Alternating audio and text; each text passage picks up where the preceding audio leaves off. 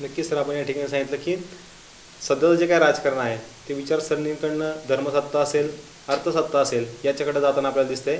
आणि जर आपल्याला जर त्यात बदल करायचा असेल तर प्रत्येक सजग नागरिकाने त्या ठिकाणी प्रश्न उभे केले पाहिजे आणि त्यातनं कसा मार्ग आपल्याला काढता येईल यासाठी प्रयत्न केले पाहिजे, अशी भूमिका आपण या ठिकाणी सांगितली आहे. पुढच्या प्रश्नाकडे आपण जाऊया. जर सध्या जर पाहिलं तर आता लोकसभेचं वारं वाहत आहे, तर हा सर्व जो काही लोकसभेत 2021चा माहोल आहे या माहोलाकडे तुम्ही कसं बघता? 2014च्या इलेक्शनमध्ये मोदींची लाट होती आणि ती लाट जोरात होती, कारण त्या अगोदरच्या राजकीय पक्षांनी, राजकीय सत्तेने अनेक चुका करून ठेवलेल्या होत्या. एका सामंती ताठ्यामध्ये ही सगळी मंडळी राहत होती. हा बदल जो झाला, या बदलाकडे समाजशास्त्रीय दृष्टिकोनातून जर पाहिलं तर हा बदल मोदींना निवडून आणण्यासाठी नव्हता. हा बदल आपल्या सामाजिक राजकीय व्यवस्थेत जे साचलेपण आलंय ते घालवण्यासाठी होतं. मोदी हे त्याचे जरी आहे, माध्यम आहे. त्यामुळे उद्या असं पण होऊ शकेल की मोदींच्या आणि सगळ्या आत्ताच्या राजकारणामध्ये पुन्हा काही साचलेपण आलं तर ते घालवण्यासाठी नवराजकारण येऊ शकतं. त्यामुळे भारतीय राजकारण हे नेहमीच खो खो सारखं राहिलेलं आहे, म्हणजे पुढे पुढे पुढे पुढे बदलत राहिलेलं आहे. त्यामुळे 2019ची निवडणूक भाजप सरकारसाठी ती थोडीशी तापदायक आहे, कारण लोक आता जागृत झाले आणि धार्मिक प्रश्नांकडे धार्मिक गोष्टींना लोक आता उभगलेले आहेत. त्यांना त्यांच्या रोजच्या जगण्यातले प्रश्न हवे आहेत, त्यांच्या रोजच्या जगण्यातल्या गोष्टी हव्या आहेत. म्हणून मोदींचं धार्मिक राजकारण मोदींच्या मतांची घट होण्यामध्ये कारणीभूत असेल, पहिला भाग. दुसरा भाग की मोदी गव्हर्नमेंटचे जे काही निर्णय आहेत अलीकडं, नोटबंदीपासनं GST, नोटबंदी, हे निर्णय सुद्धा त्याचे सेटबॅक त्यांना बसण्याची शक्यता आहे. पण त्याची पुढची बाजू अशी आहे की मोदींना पर्याय कोण, असा जेव्हा सर्वसामान्य माणूस विचार करतो तेव्हा मोदींना सक्षम पर्याय उभा राहत नाही या देशात, हे पण वास्तव आहे. ज्यांची नावं आपण मोदींना पर्याय म्हणून घेतोय ते खरंच तेवढे सक्षम आहेत का? म्हणजे अशा सगळ्या द्विधा मनस्थितीत भारतीय मानसिकता आहे. म्हणून मोदींना हरवून काँग्रेसला जर सत्तेवर यायचं असेल तर काँग्रेसला असा एक चेहरा पुढे आणावा लागेल की जो चेहरा अत्यंत विद्वत्तापूर्ण रीतीने, अभ्यासपूर्ण रीतीने, परिपक्व विचाराने भारतीय माणसांना आवडेल, भारतीय माणसांना आपला वाटेल. खूपदा असं होतं की एक छोटा माणूस आणि एक मोठा माणूस यांची लढाई जी आहे ती लावण्यात गंमत वाटते, असं नाही आहे. काँग्रेस हा शब्दच एक मोठा पर्याय आहे, पण तो शब्द अधिक सक्षम करण्यामध्ये काँग्रेस सुद्धा मागे आहे. म्हणजे जे हाल मोदी गव्हर्नमेंटचे आहे ते हाल काँग्रेसचे पण आहे. आता बाकीचे जे रिजनल पक्ष आहेत, छोटे छोटे जे पक्ष आहेत, तर ते त्यांच्या जातीच्या आणि धर्माच्या कोंडाळ्यात अडकलेले आहेत, म्हणजे सगळेच. त्यामुळे भारतीय राजकारण या दोन पक्षांवरच उभं आहे, एक तर भाजप आणि काँग्रेस. या देशात ना कम्युनिस्टांची सत्ता आली, ना समाजवाद्यांची सत्ता आली, ना दलितांची सत्ता आली. त्यामुळे या देशात आज तरी सत्तेवर राहण्याचा हक्क सांगण्यामध्ये या दोन पक्षांचीच नावं घ्यावं लागतात. हे इलेक्शन लोक वैचारिकदृष्ट्या जागृत होत आहेत म्हणून मोदींना अवघड जाण्याची शक्यता आहे. पण त्यासाठी काँग्रेसने अधिक शहाणं व्हावं असं मला वाटतं. सर, तुम्ही या ठिकाणी हे जे काय 2019 इलेक्शन आहे त्याविषयी तुम्ही परकडपणे आपली भूमिका सांगितली आहे की जे काही प्रश्न आहे मोदी धार्मिक तेढवळ्यामुळे त्यांना हे इलेक्शन त्यांना त्रासदायक ठरू शकतात तुम्ही या ठिकाणी सांगितलं. त्याचबरोबर 2 राष्ट्रीय पक्ष आहे, इतर पक्ष जातीय धर्मात अडकल्यामुळे त्या ठिकाणी त्यांना केंद्र पातळीवर असेल किंवा सत्ता त्यांना तेवढ्या प्रकारचं स्थान मिळालं नाही अशी भूमिका तुम्ही या ठिकाणी सांगितली. पुढं जर आपण वाढलो तर आपल्याला महाराष्ट्राचं जे काही राजकारण आहे या महाराष्ट्राच्या राजकारणाबद्दल काय वाटतं?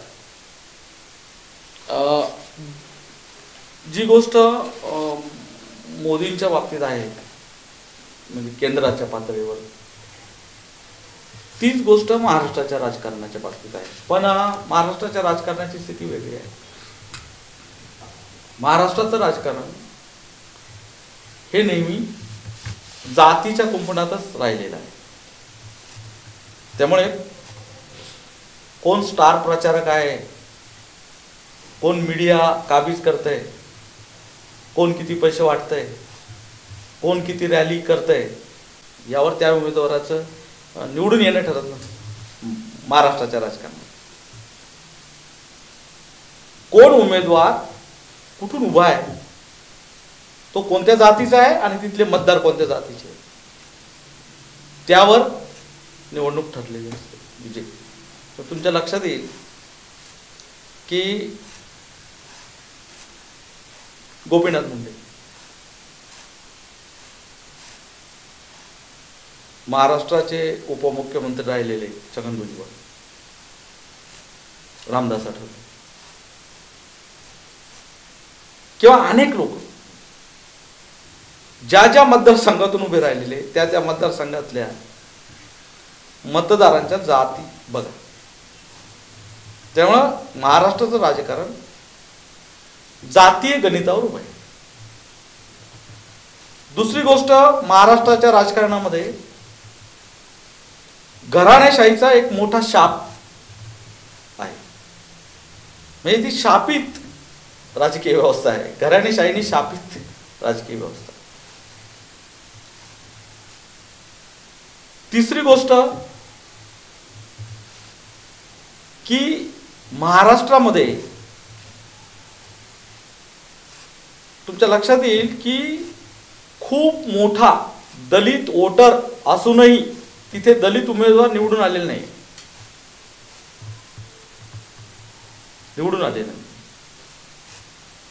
म्हणजे बऱ्याच वेळा असं झालेलं आहे की जातीय समीकरण लक्षात घेऊन केलेलं राजकारण हे ना कधी कधी जातीच्या पारड्यात सुद्धा पडत नाही. मग घराणेशाहीत अडकलेलं राजकारण, जातीत अडकलेलं राजकारण आणि आता त्याला धर्माची पण जोड मिळत चाललेली आहे. तर अशा तिहेरी तुरुंगात अडकलेलं हे राजकारण आहे. या राजकारणाला समजून घेताना किंवा या राजकारणाकडनं काही अपेक्षा करताना महाराष्ट्राच्या आर्थिक प्रगतीच्या, शैक्षणिक प्रगतीच्या, महाराष्ट्राच्या पर्यावरणाच्या अनुषंगाने होणाऱ्या काही बदलांमध्ये, महाराष्ट्राच्या शेतीच्या बद्दल हे जे आधुनिक बदल जे आहेत, हे बदल जो पक्ष करील तो पक्ष सत्तेवर येईल. आणि आपल्या लक्षात येईल की महाराष्ट्र हा शेतीशी निगडीत प्रदेश आहे. शेतकरी हा इथला मूळ घटक आहे. खरं म्हणजे महाराष्ट्राचा आत्माच शेतकरी आहे. त्या शेतकऱ्याला विवंचनेत ठेवून जो माणूस राजकीय संसदेची पायरी चढण्याच्या रस्त्याला लागेल तो माणूस संसदेत जात नाही. त्यामुळे जो राजकीय पक्ष, जो राजकीय व्यक्ती महाराष्ट्रातल्या शेतकऱ्याला समजून घेतो, आणि त्याचे प्रश्न सोडवण्यासाठी पावलं टाकतो, तोच महाराष्ट्राच्या सत्तेवर आलेला आहे. त्यामुळे आताचं जे सरकार आहे ते सरकार शेतकऱ्यांचे प्रश्न सोडवण्यामध्ये किती यशस्वी झाले आणि अपयशी झाले या वादात मला जायचं नाही. पण माझं असं मत आहे की शेतकऱ्यांचे प्रश्न समजून घेण्यासाठी शेतकऱ्याच्या पोटी जन्म घ्यावा लागतो. आणि ज्या राजकीय पक्षात शेतकरी नसणारे कॉर्पोरेट राजकारणी आहेत, असे राजकीय पक्ष त्यांचं राजकीय भवितव्य फार काळ टिकणार नाही. म्हणून शेतकऱ्यांचे प्रश्न महत्वाचे आहे, इथला पाणी प्रश्न महत्वाचा आहे, इथला अर्थकारण महत्वाचं आहे, इथल्या वंचित, बहुजन, दलित, शोषित घटकांच्या सामाजिक न्यायाचे प्रश्न महत्वाचे आहेत. ते प्रश्न समजून घेणारा नेता महाराष्ट्राला हवा आहे. आणि महाराष्ट्राची जनता खूप हुशार आहे, सज्ञान आहे. ती आपल्याला हवा तेव्हा नेता बदलते, हवा तेव्हा नेता निवडून पण आणते, हवा त्याला पाडते पण, नको त्याला पाडते पण. त्यामुळे महाराष्ट्रात सुद्धा सध्या वातावरण बदलतंय असं मला वाटतं. नक्कीच सर, महाराष्ट्राच्या राजकारणाबद्दल आपण सांगितलं की घराणेशाहीचा शाप तो लागलेला आहेच. त्याचबरोबर महाराष्ट्राचं राजकारण जे काय आहे ते प्रामुख्यानं जातीयतेकडे वळायला आपल्याला पाहायला मिळतं. आणि मला मध्ये असं वाटतं की आता तुम्ही डायरेक्ट इलेक्शनच्या बद्दलच मनात काही प्रश्न असेल तुमच्या, किंवा किती कोणाचे काय होईल, कसं काय होईल, तर म्हणजे किती सीट्स येतील किंवा काय कसं म्हणजे काय गणित होईल. विशेषतः काँग्रेस आणि राष्ट्रवादी काँग्रेस म्हणजे यांचे सगळे जे काही उभे केलेले उमेदवार आहेत, तर मागच्या पेक्षा जास्त उमेदवार त्यांचे निवडून येण्याची शक्यता आहे. राष्ट्रवादी काँग्रेसचे जास्त येतील, 7-8 उमेदवार त्यांचे येण्याची शक्यता आहे. आणि काँग्रेसचे उमेदवार त्यांच्या तुलनेत कमी येतील, 1002 संख्येने कमी येतील. म्हणजे काँग्रेसचे 6 आले तर यांचे 7 येतील, काँग्रेसचे 8 आले तर यांचे 9 येतील. 15च्या आसपास यांना महाराष्ट्रामध्ये निवडून येऊ शकतील, 15च्या आसपास.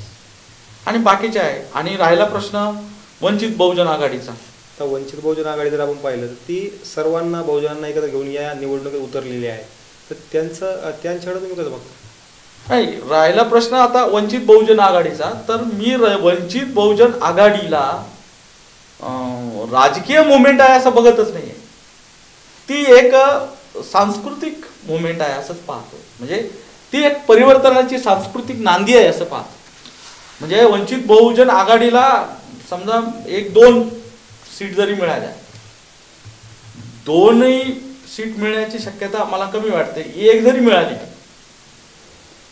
तरी त्यांनी हा लोकलढा, हा संसदीय लढा ज्या पद्धतीने लोकलढ्यामध्ये कन्वर्ट केलेला आहे, त्या ऊर्जाला सलाम करायला पाहिजे, त्याचं स्वागत करायला पाहिजे. की तुमच्या सभेला तुम्हाला विचारायला, तुमचं सुख दुःख समजून घ्यायला समाजातल्या सगळ्या 18 पगड जातीतले लोक एकत्र येतात आणि आपल्या प्रगतीच्या चर्चा, किमान चर्चा ऐकतात तरी.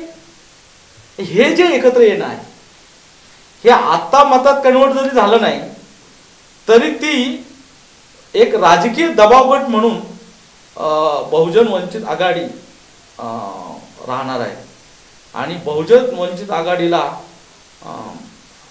आजचे दिन येतील की नाही मला माहित नाही, पण बहुजन वंचित आघाडी ही एक सुंदर, प्रागतिक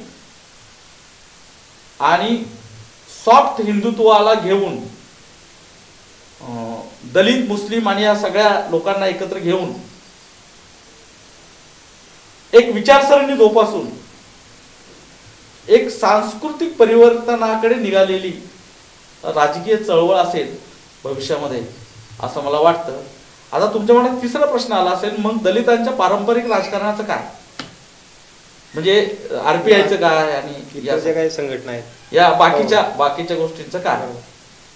तर मी मगाशी असं म्हणालो की जेव्हा तुम्ही वैचारिक तडजोडी करता, विचारसरणींचा द्रोह करता, विचारसरणी ब्रेक करता, तेव्हा तुम्हाला तुमच्या हातात राजकीय अपयश येत असते. त्यामुळं दलित राजकारणांमधले जे काही नेते आहेत आणि दलित राजकारणाचे जे काही पक्ष आहेत, ज्यांनी आपल्या मूळ विचारसरणीशी द्रोह केलेला आहे, त्या सगळ्या लोकांना भारतीय माणूस त्यांच्या पदरामध्ये पुरेपूर माप देणार नाही.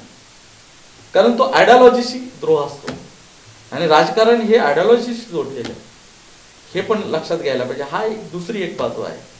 आणि दलितांच्या राजकारणाच्या शकल उडवण्यामध्येच इथल्या प्रस्थापित राजकारण्यांनी आपली शक्ती खर्च केलेली आहे आणि त्यांना बऱ्यापैकी यश आलेलं आहे. त्यामुळे इथले प्रस्थापित राजकारणी दलितांच्या मध्ये फूट पाडण्यासाठी यशस्वी झालेले आहेत. त्यामुळे दलितांचं पारंपरिक राजकारण, ज्याला आपण बहुजन विकास आघाडी आणि या अगोदरचे जे पक्ष होते, तर त्या पक्षांचं भवितव्य काय होतं, त्यांना भवितव्य राहणार नाही. ते असेच याच्या त्याच्या पक्षात विलीन होऊन इकडे तिकडे थोडंफार काहीतरी मागत राहतील आणि आपला उदरनिर्वाह करत राहतील. तर आपण बहुजन वंचित आघाडीविषयी बोललो. सध्या जर पाहिलं तर शिक्षण आणि राजकारण हा एक संबंध कुठेतरी जोडला जातोय. पूर्वीच्या काळी जर आपण पाहिलं तर त्या ठिकाणी अनेक अंगठाबहादूर राजकारण्यांनी राजकारण केलं आणि त्यांनी चांगलं भवितव्य आपल्या देशाचं घडवलेलं आहे. मग महाराष्ट्राचं असेल, महाराष्ट्राला उज्ज्वल परंपरा त्या ठिकाणी आपल्याला पाहायला मिळते. पण सध्या जर पाहिलं, सध्या आपल्याला असं दिसतं की हे जे काही लोकप्रतिनिधी आहे, जे उमेदवार आहेत, त्यांच्या शिक्षणावर अनेकदा शुद्ध उडवले जातात आणि त्या ठिकाणी लायबल नाही असं त्या ठिकाणी भूमिका मांडली जाते. तर या शैक्षणिक पातळीकडे तुम्ही कसं बघता? मला असं वाटतं की देश चालवायला फार उच्च विद्याभूषित असावं असं काही आवश्यकता नाही. तुम्ही विचारी असायला पाहिजे आणि तुमचा विचार हा शिक्षणातून येतो, हे पण सत्य आहे. पण तुम्ही कोणती डिग्री घेतलेली आहे, किती मोठी डिग्री आहे, तुम्ही डॉक्टर आहात का, तुम्ही कोण आहात का, तुम्ही प्राध्यापक आहात का, तुम्ही इंजिनियर आहात का, आणि तुमची डिग्री किती मोठी आहे त्याच्यावर तुमची संसदेतली पात्रता मोठी ठरणार आहे का? असं होत नसतं. कारण राजकारण ही गोष्ट समाजातून उगवलेली गोष्ट आहे, समाजाशी निगडीत गोष्ट आहे. आणि समाज जोडायला, समाजातले प्रश्न समजून घ्यायला, समाजातल्या कळीचे मुद्दे समजून घ्यायला आणि समाजात काय उणीवा आहेत त्या भरून काढून समाजाला ऊर्जावान करायला विद्वत्तापूर्ण प्राध्यापक, डॉक्टर अशा डिग्र्यात घेतल्या पाहिजे असं काही नाही. त्यामुळं इलेक्शनमध्ये त्या फॉर्ममध्ये कोणती डिग्री लिहिलेली आहे याकडे लक्ष केंद्रित करण्यापेक्षा तो उमेदवार आपल्या लोकशाहीला किती सन्मान देतो, त्या उमेदवाराला राज्यघटना माहीत आहे का, तो उमेदवार राज्यघटनेच्या तत्वांचं पालन करतोय का, त्या उमेदवाराला आपला समाज प्रागतिक व्हावा, विचारसंपन्न व्हावा, तो अधिक शहाणा व्हावा आणि तो सांस्कृतिक दृष्ट्या प्रगत व्हावा असं वाटतंय का, याचा विचार करा. कितीतरी उच्च विद्याभूषित उमेदवार असे आहेत की जे पुनर्जन्माच्या कल्पना सांगतात. कमी शिकलेले आहेत का हे सगळे मंडळी? म्हणजे संसदेत जे साधू बसलेले आहेत आता, ते कमी शिकलेले आहेत का? शिकलेले आहेत ते, पण तरी ते रिजिडच गप्पा करतायत ना,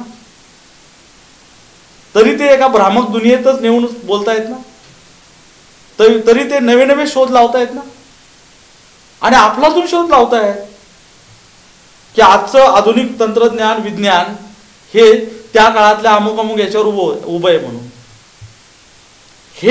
हा जो द्रोह आहे, वैचारिक द्रोह आहे, हा वैचारिक द्रोह कमी शिकलेला माणूस करतो असं नाही, शिकलेले पण करतात.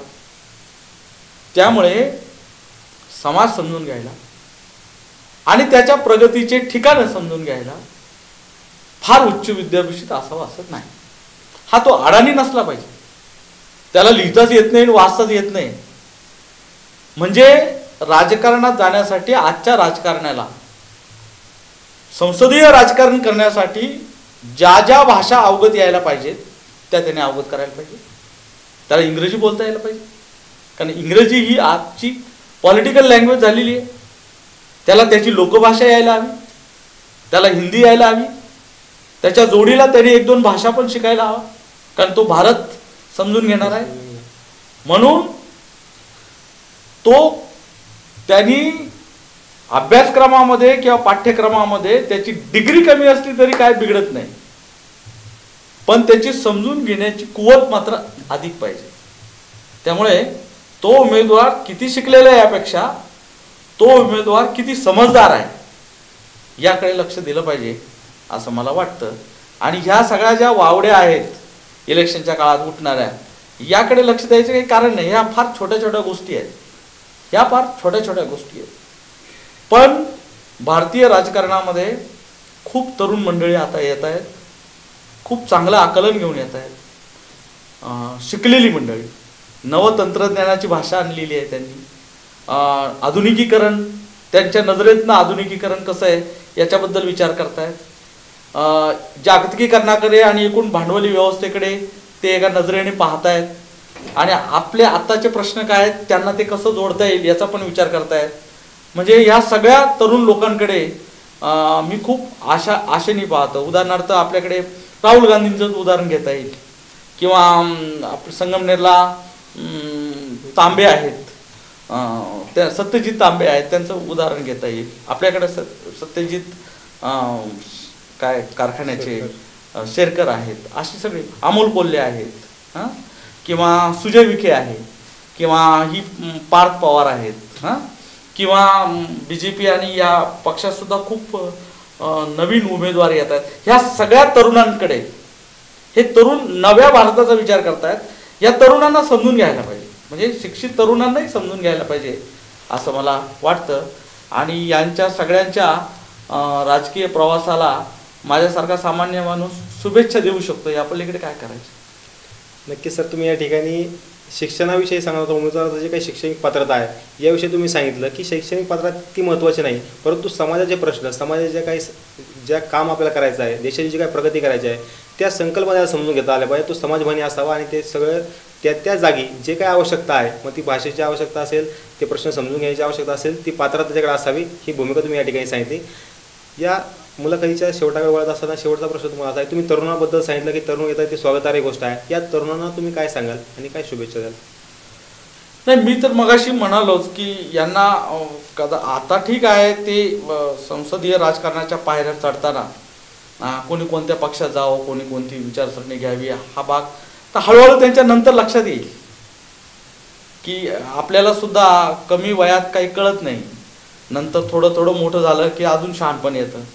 तसं एक दिवस यांच्या हळूहळू लक्षात येईल की आपला मार्ग काय आहे, आपलं खरं घर काय आहे, आपली खरी आयडिओलॉजी काय आहे, आपल्याला काय करायचं आहे. आणि तेव्हा ते अशा एका परिपक्व अवस्थेत आलेले असतील आणि तेव्हा काही कालाने ही मंडळी आपल्या विशेषतः महाराष्ट्राला एक चांगली दिशा देऊ शकतील असं मला वाटतं. आताचा जो त्यांचा वैचारिक गोंधळ जो आहे, राजकारणाची पायरी नव्यानं चढण्यासाठीचा जो वैचारिक गोंधळ होतो आहे, त्या वैचारिक गोंधळाकडे माझ्यासारखा माणूस दुर्लक्षच करेल. कारण त्यांना शहाणपण यायचं आहे अजून, म्हणजे त्यांना अजून पुढे पावलं टाकायचे आहेत, त्यांना जायचं आहे पुढे. आणि त्यांच्या हातून आपलं कल्याण हो, त्यांच्या हातून राज्यघटना घराघरात पोहोचो, समता घराघरात पोहोचो, सामाजिक न्यायाचे प्रश्न घराघरात पोहोचो आणि सामान्य माणूस आनंदी हो, एवढीच अपेक्षा या निमित्ताने मला करावीशी वाटते. नक्की सर, तरुणांकडे तुम्ही एक चांगल्या आशादायी पद्धतीने तुम्ही पाहताय. तरुणांनी राजकारणात यायला पाहिजे, त्यांनी हे जे काही प्रश्न आहे ते समजून घ्यायला पाहिजे. लोकशाहीची काही मूल्य आहे त्यांचा आचार करून आपली जी काही लोकव्यवस्था आहे, जी काही शासन व्यवस्था आहे अधिक चांगली कशी करता येईल यासाठी प्रयत्न करायला पाहिजे, अशी भूमिका मांडत तुम्ही त्या तरुणांना स्वागत करताना शुभेच्छा दिल्या आहेत. धन्यवाद सर. तर सध्याच्या केंद्र पातळीवर एक महत्त्वाची भूमिका असणाऱ्या 2019च्या लोकसभा निवडणुकीच्या निमित्तानं आज आपण या ठिकाणी लेखक, समीक्षक आणि शिक्षण क्षेत्रात काम करणारे डॉक्टर मिलिंद कसबे यांच्याशी संवाद साधला आणि त्यांच्याकडनं हे जे काय आपलं राजकारण आहे त्याची समाजाशी कशी बांधिलकी आहे, त्याचं शिक्षणाशी कसं नातं आहे किंवा त्याचं तरुणाई जी काही येते त्याच्याकडे ते कशा पद्धतीने पाहतात, अशा वेगवेगळ्या प्रश्नांवर आपण त्यांची संवाद साधलेला आहे, त्यांची बातचीत केलेली आहे आणि त्यांच्याकडनं समाजाच्या मनात जे काही प्रश्न आहे त्या प्रश्नांची उकल करण्याचा आपण या ठिकाणी प्रयत्न केला आहे आणि सरांनी आपल्याला एक मोकळेपणानं आणि परखडपणे त्यांना उत्तर दिलेले आहे आणि या येत्या काळात राजकारणाकडे नक्की चांगले दिवस येतील, नक्की चांगलं सकारात्मक दिशेने ते जाईल, धर्माकडनं ते अधिक लोकशाही मूल्यांकडे जाईल अशी भूमिका किंवा असे विचार आपण या ठिकाणी मांडले आणि नक्कीच राजकारण हे अधिक चांगल्या पद्धतीने होईल आणि आपल्या देशाचं जे काही प्रगती आहे ते परिवर्तन आहे ते परिवर्तन नक्कीच या ठिकाणी होईल अशी आशा आपण या ठिकाणी व्यक्त करूयात. या ठिकाणीच थांबूयात. आपण कुठेही जाऊ नका, पाहत राहा Shivner prime. Shivner prime type करून सबस्क्राइब करा, घंटीच्या बटनावर टिक करा, लाईक करा आणि शेअर करा.